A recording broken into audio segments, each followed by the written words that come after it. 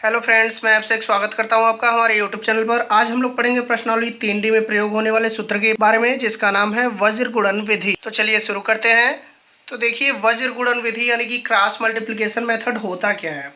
मान लीजिए कोई दो रैखिक समीकरण युग्म है a1x plus b1y plus c1 बराबर 0 तथा a2x plus b2y plus c2 बराबर 0।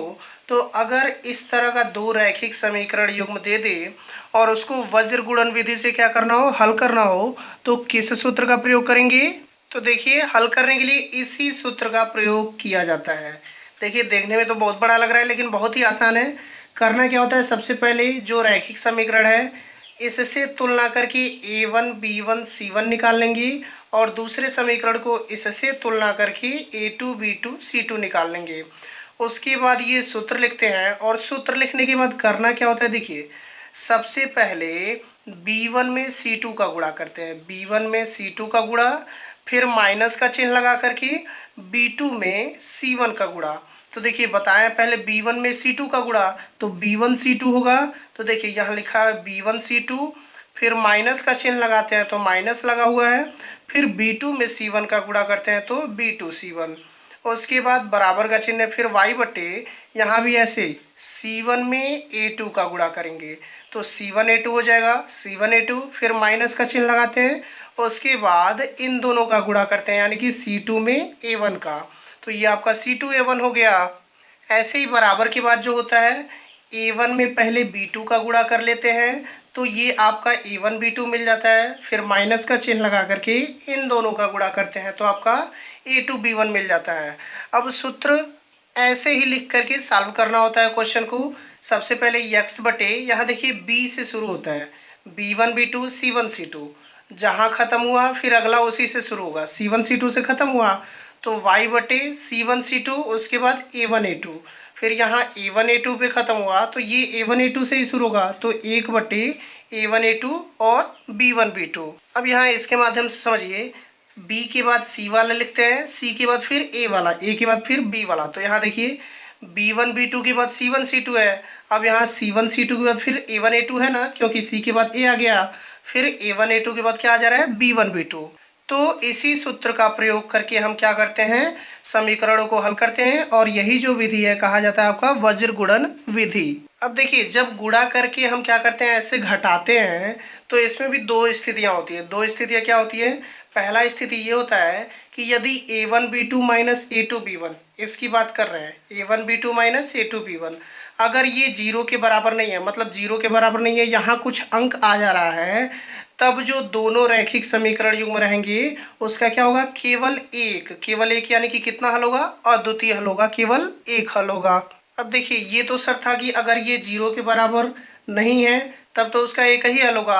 अगर मान लीजिए ये जीरो के बराबर आ जाए घटाने पर, तो यहाँ देखिए अगर जीरो के बराबर होता है a1 b2 minus a2 b1, तो इसके लिए दो शर्त हो जाता है। पहला शर्त ये हो जाता है कि अगर मान लीजिए जीरो के बराबर आ गया तब क्या करेंगे, समीकरण से तुलना करके जो a1 a2 b1 b2 c1 c निकाले थे उसका अनुपात निकालते हैं, और अगर तीनों अनुपात बराबर आ जाता है अनुपात निकालने पर, तब रैखिक समीकरण युग्म का क्या होता है, अपरिमित रूप से अनेक हल होता है। ऐसा कब करेंगे, जब ये आपका जीरो के बराबर आ जाए तो क्वेश्चन से जो तुलना करके a1 b1 c1 a2 b2 c2 निकाले हैं उसका अनुपात निकाल लेंगे। अगर तीनों अनुपात बराबर आ गया तब उसका क्या होगा, अपरिमित रूप से अनेक हल होगा।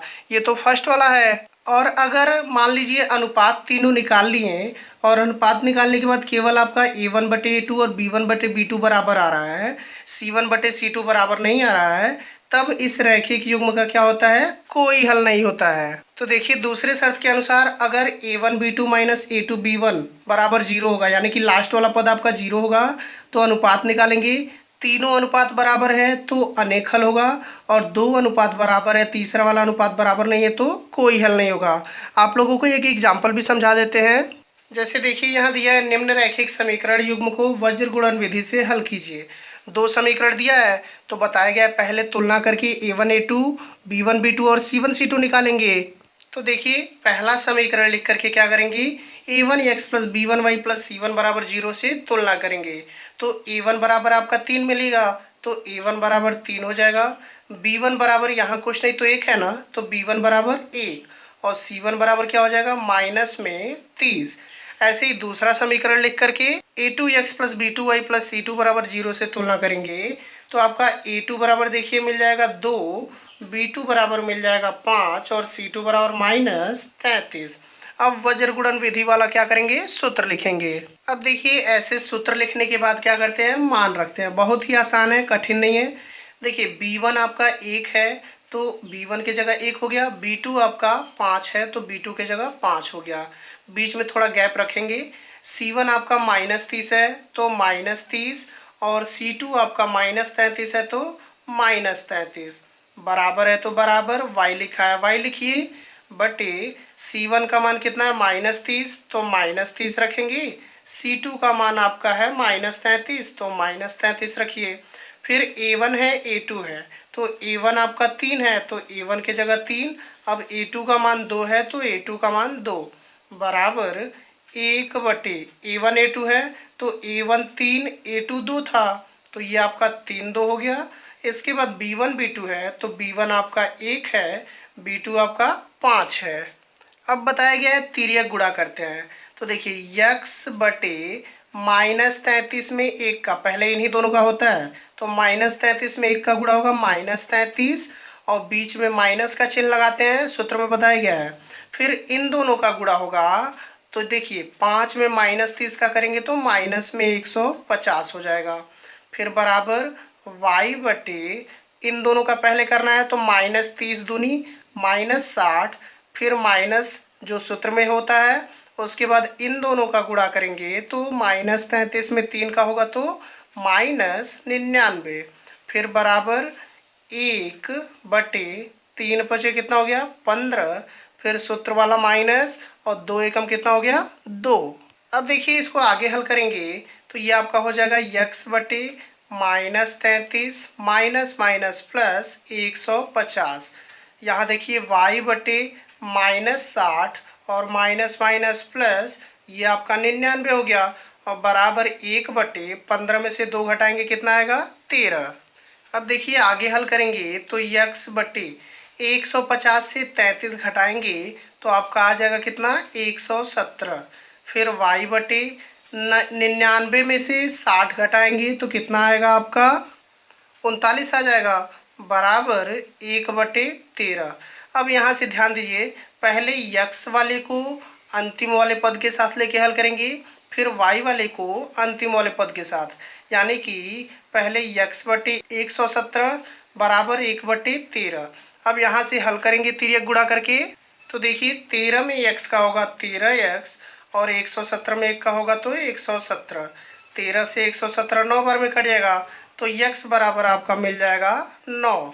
अब इसके बाद बताया गया कि y वाला लेके साथ हल करेंगे तो y बटे 39 बराबर 1 बटे 13, 13 में y का गुणा होगा 13y और 39 में 1 का होगा तो 39, 13 से 39 कितने बार में कटेगा 3 बार में, तो y बराबर हो गया कितना 3।